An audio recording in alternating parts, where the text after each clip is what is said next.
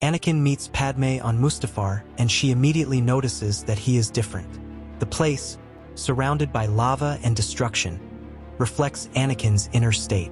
His eyes, once full of passion and love, were now filled with anger and darkness. Padme approaches, worried and trying to understand what has happened to the man she loved. "Anakin, what has happened to you?" she asks, her voice full of pain. She sees the inner conflict in him, but also senses that something has already broken. Anakin tries to justify his actions, claiming that everything he did was to save her and the child they are expecting. Padme, horrified, realizes that he has been consumed by a power he doesn't understand. His transformation is clear, and Padme fears what the future holds for them. Just then, Obi-Wan Kenobi appears from Padme's ship, surprising Anakin. He had followed his friend, knowing that she would be his only chance of finding Anakin. Obi-Wan's countenance is grave, but not full of hatred or resentment, just deep sadness. Anakin senses the betrayal of his master and friend. "You brought him to kill me?" Anakin accuses Padme, moving further away from reality. The tension in the air is palpable, and Obi-Wan, reluctant though he is ready to confront his former apprentice. But something in Padme's gaze makes Obi-Wan hesitate, as if there were still a spark of hope. Obi-Wan and Anakin begin to argue. When Anakin lunges forward in his fury, Obi-Wan quickly dodges and runs to Padme. He speaks directly to Anakin. "Look what you've done. Padme is expecting your child. Look what you're becoming. I love you, Anakin. You're my brother. Stop this while there's still time." These words resonate with Anakin, who hesitates for a moment. The fury and hatred inside him are still intense, but something in Obi-Wan's speech next to his pregnant and fainting wife makes him pause. In an unexpected gesture, Anakin switches off his lightsaber and, without looking back, leaves Obi-Wan and Padme on Mustafar. He walks away without saying a word, as if an internal battle had begun to rage inside his mind. Obi-Wan, left with no other options, sets off with Padme to ensure that she and her children survive. The journey back to Naboo is silent and full of uncertainty. Obi-Wan feels guilt for everything that has happened to Anakin, believing that he has failed as a master. He knows that Anakin has been corrupted, but he still hopes that, in time, his former friend will find his way back. Meanwhile, Padme struggles with physical and emotional pain. She is devastated by what happened to Anakin. On Naboo, Padme gives birth to twins Luke and Leia, but the delivery is difficult. Even with all the medical assistance available, her body and spirit were weakened by the circumstances. After the birth of the twins, Padme dies, her last breath being dedicated to her children. Obi-Wan, devastated by the loss, vows to protect them with his own life.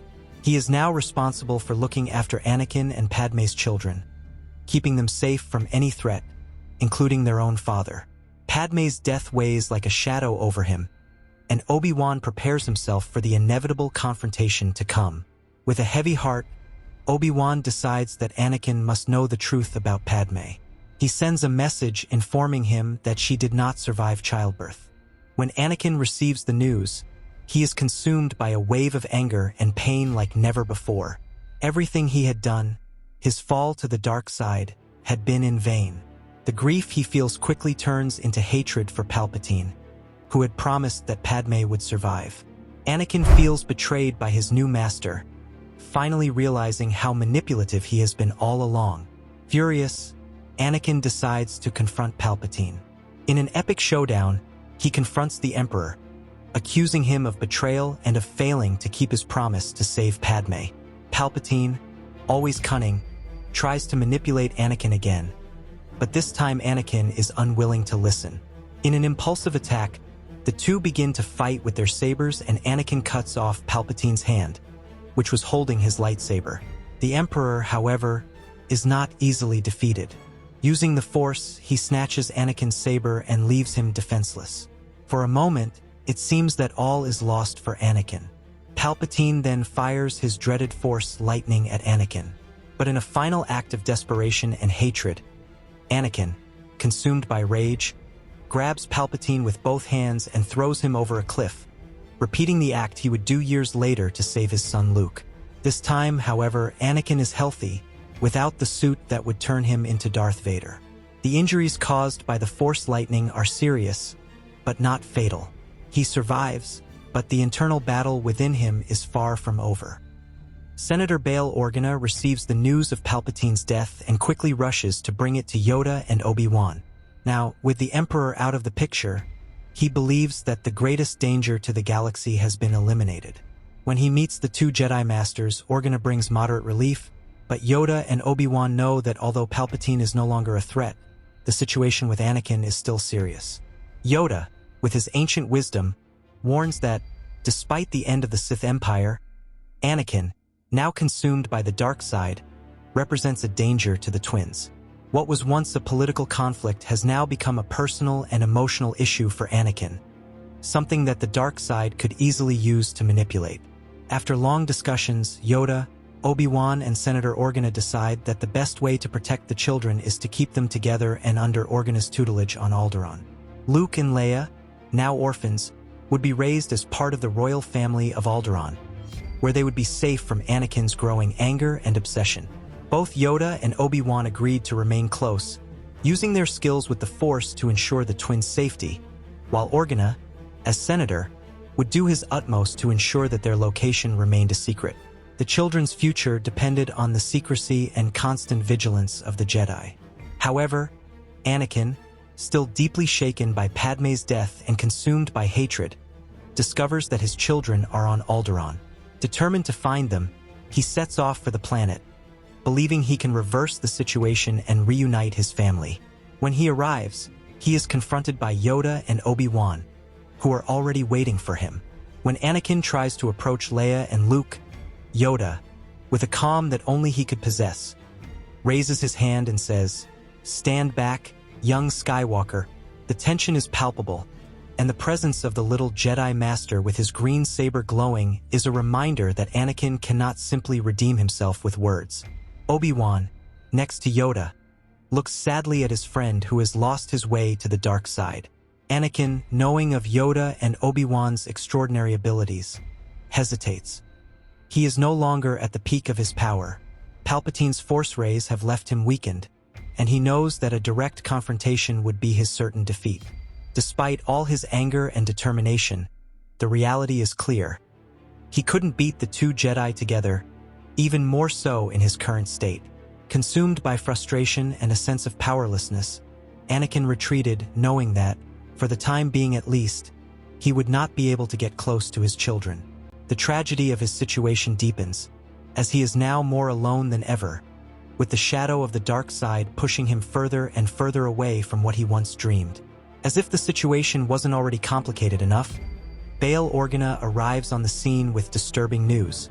Upon learning of Palpatine's death, the Senate issued an arrest warrant for Anakin Skywalker.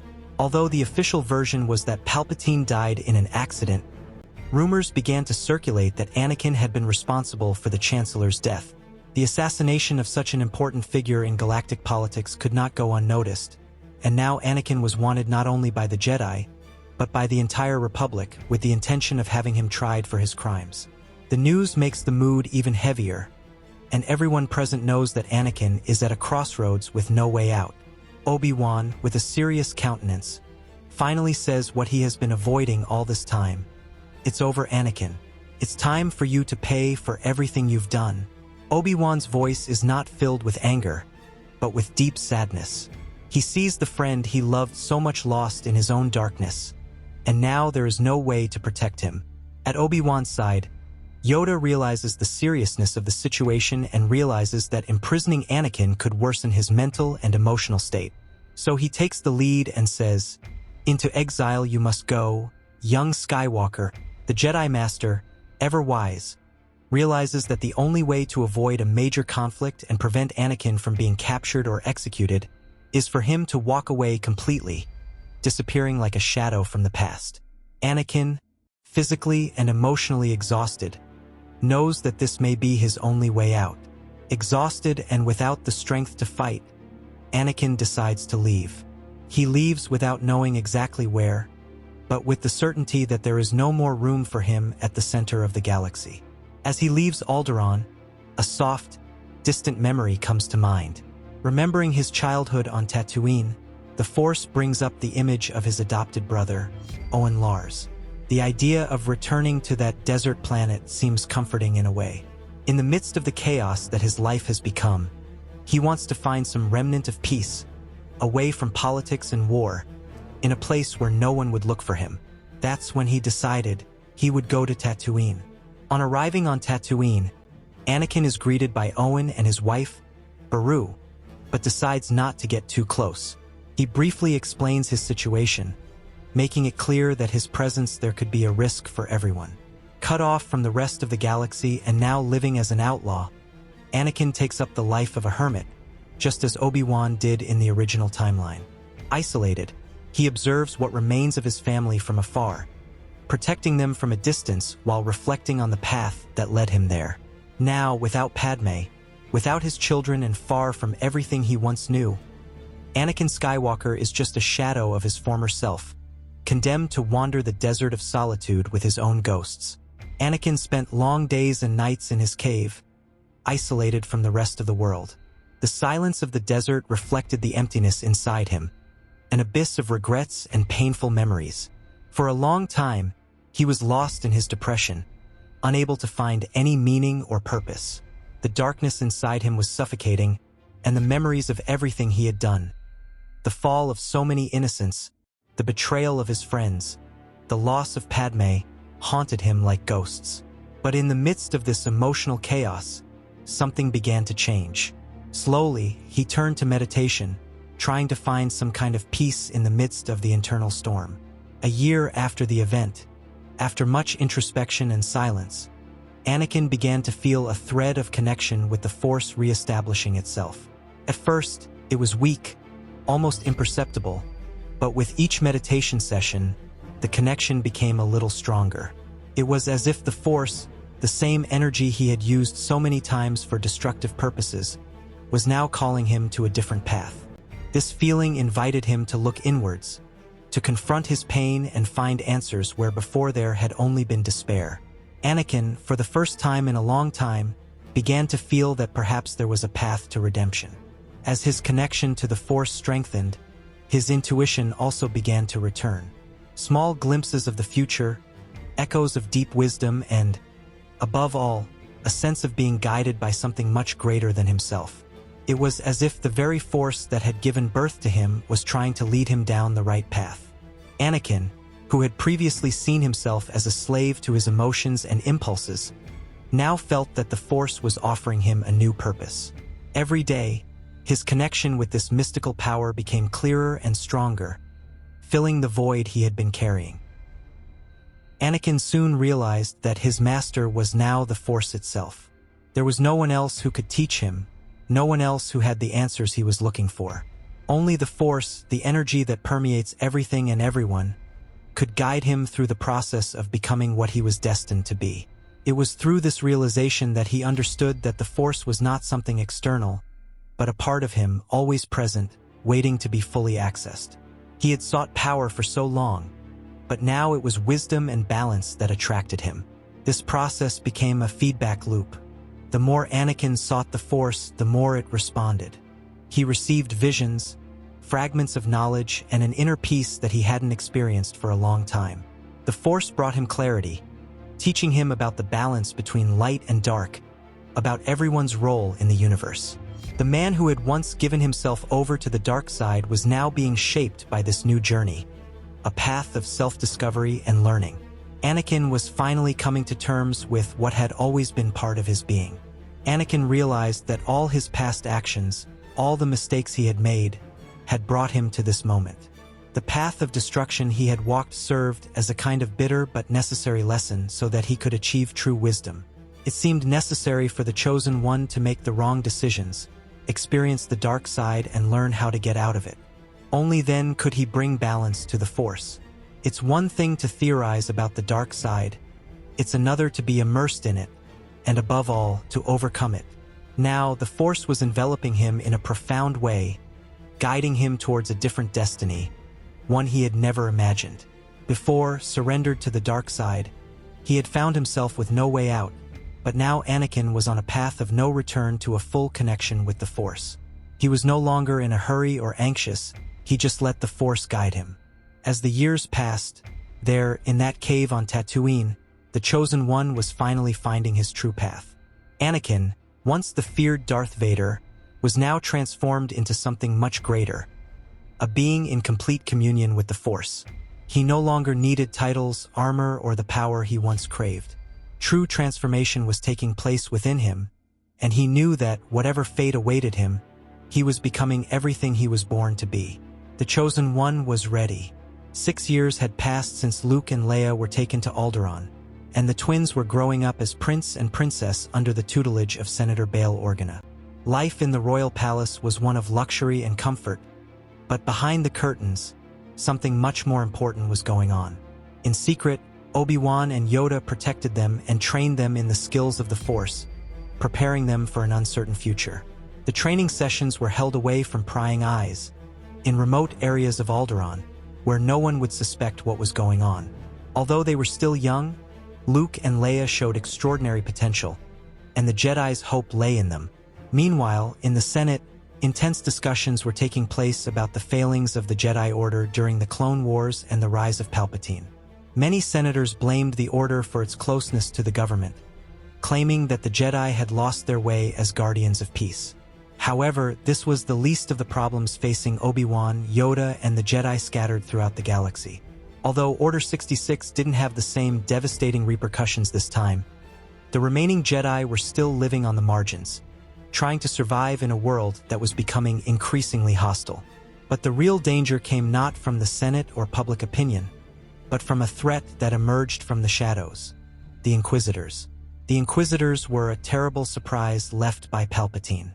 With the death of the Emperor, they acted independently, continuing the hunt for the Jedi. These shadowy hunters operated without a central leadership, but used cowardly tactics to capture and kill Jedi who found themselves alone and unprepared. Fear and uncertainty hung in the air as the few remaining Jedi tried to stay hidden. However, the Inquisitors were always on the prowl, waiting for the right moment to strike. And eventually, they discovered that Yoda and Obi-Wan were on Alderaan. The Inquisitors infiltrated Alderaan and devised a treacherous plan to separate them. They managed to lure Yoda away from Obi-Wan using a false threat to the planet, leaving the Jedi Master alone with Luke and Leia. Seizing the opportunity, 6 Inquisitors surrounded Obi-Wan while he was training the children. 5 of them, as cowardly as ever, advanced directly against Obi-Wan, who fought bravely to defend himself. But, in an act of pure evil, one of the Inquisitors cowardly went towards Luke and Leia, even without knowing who they really were, with the sole aim of destabilizing Obi-Wan emotionally and making him easier prey. The situation was critical, and the Jedi Master was greatly outnumbered, fighting to protect not only his life, but the lives of the 2 children on whom all the hope of the galaxy rested. Obi-Wan, seeing that the Inquisitors were many and outnumbered, had no choice but to shout for Luke and Leia to run out of the training hall. "Go!" "Now," he ordered, while blocking the enemy's blows. The situation was critical, and the danger to the children was imminent. However, one of the Inquisitors, sensing Luke's vulnerability, moved quickly. His lightsaber rose into the air, about to strike the final blow. In a second that seemed to last an eternity, the brilliance of the saber about to fall on the young man was interrupted by a precise cut. A blue saber tore through the air, slicing through the Inquisitor's hand, who barely had time to react before it was broken in half with a second lethal blow. Everyone in the hall was paralyzed, surprised by the appearance of the mysterious figure. Dressed in a cloak and hood that hid his face, the strange Jedi didn't hesitate. With a speed that was almost impossible to keep up with, he advanced on the 5 remaining Inquisitors. Every movement was precise, every stroke of his saber fatal. In the blink of an eye, 4 of them were already lying annihilated on the ground. The last one, in a desperate attempt to escape, was struck by a bolt of Force lightning thrown by the mysterious Jedi, knocking him out instantly. That terrifying explosion of energy unloaded on the Inquisitor was followed by a tension-filled silence, and everyone, including Obi-Wan, stood guard, still frightened, not knowing who it was who had just saved the children. Obi-Wan, still in a defensive position, looked suspiciously at the figure, his lightsaber ready for any eventuality. It was then that he noticed Yoda and Bail Organa watching the scene from the entrance to the hall. Yoda, who had watched the fight, had never seen a Jedi with such speed, skill, and control of the Force. Even for him, the wisest and most powerful of the Jedi Masters, it was impressive. When he took a step towards Luke and Leia, intending to protect them, the mysterious Jedi raised his hand and said, "No, Master." His voice was calm but firm, conveying security and authority, as if there was no longer any danger there. Then, slowly, the mysterious Jedi removed his hood, revealing his face. The tension in the hall grew as everyone gazed at the figure. His serene face, calm eyes, and a slight smile at the corner of his mouth made it clear that he was at peace with himself, despite having just eliminated several enemies in a matter of seconds. When the cloak was lowered, there was no longer any doubt. It was Anakin Skywalker. But something was different about him.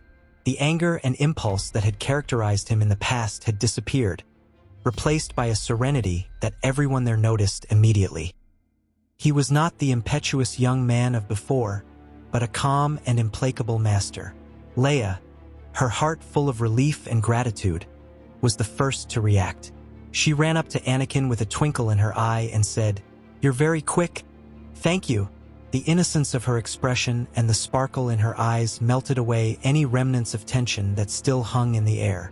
Luke, who had been silent until then, ran over to his sister and looked at Obi-Wan curiously. "Master, who is he?" Obi-Wan felt uneasy. He knew the truth, but he didn't know if it was appropriate to reveal it at that moment. His gaze met that of Yoda and Bail Organa, as if searching for an answer, but he found no words. It was then that Bail Organa, with a firm and decisive stance, crossed the small training hall in quick strides and advanced towards Luke and Leia. In an emotional but firm voice, he said, "Luke, Leia, this is Anakin Skywalker, your father."